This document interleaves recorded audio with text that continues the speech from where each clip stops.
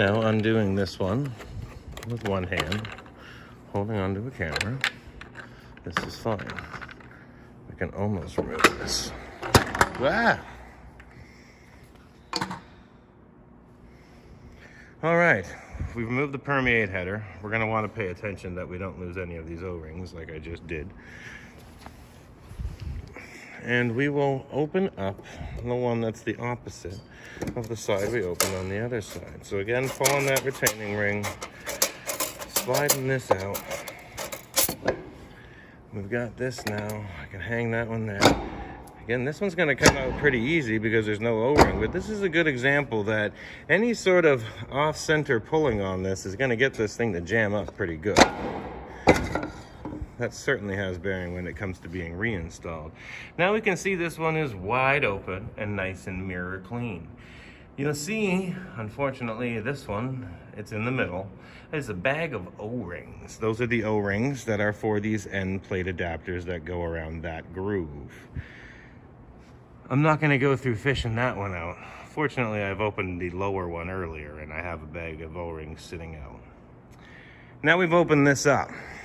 Back to an earlier conversation about the direction of the flow, it needs to be noted that the thrust cones, like we've seen, are going to go on the opposite end of the direction of flow.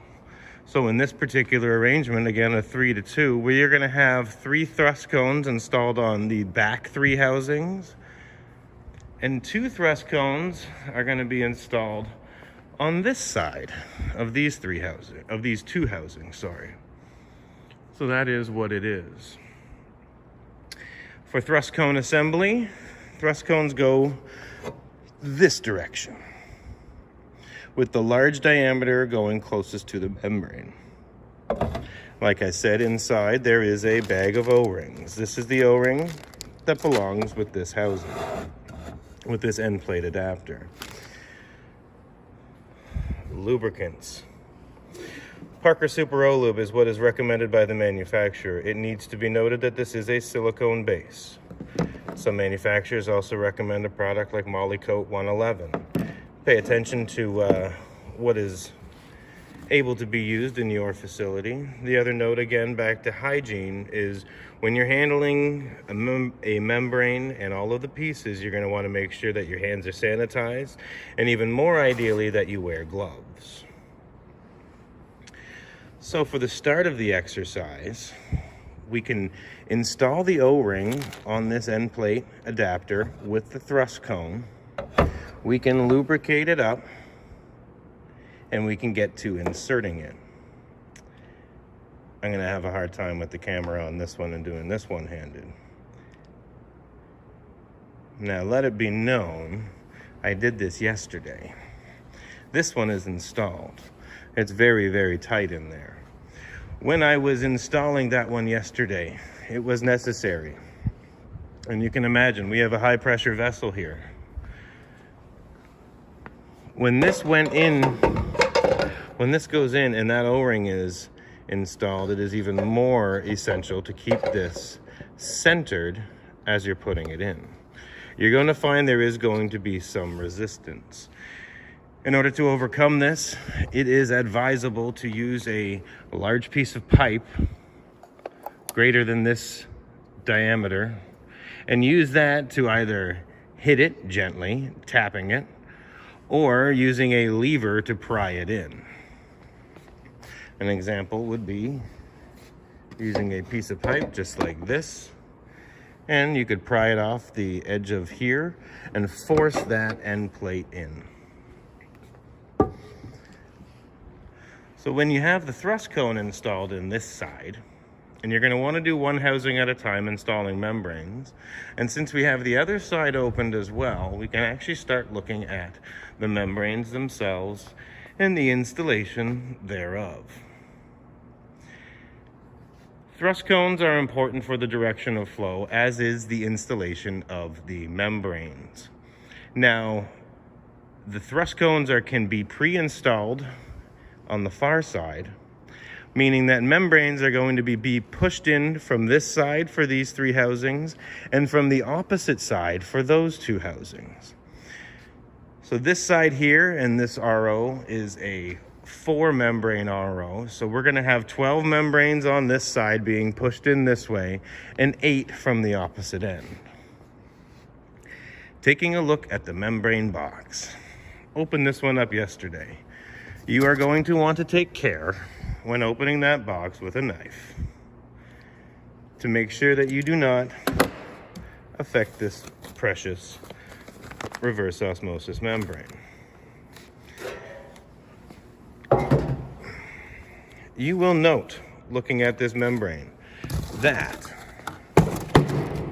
when you open the box, inside of each of these membranes is an adapter. This is an interconnecting adapter meant to connect a membrane to a membrane.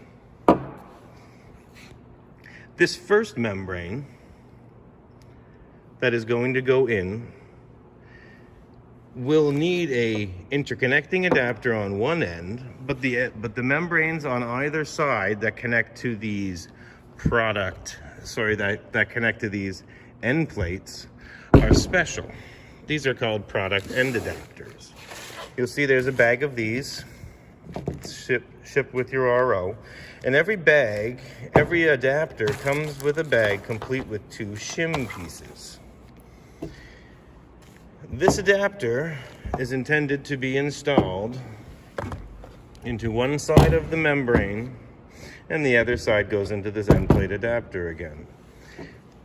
The double O-ring side is what's going to go into the membrane, and the single O-ring goes into the end adapter, again with everything being lubricated.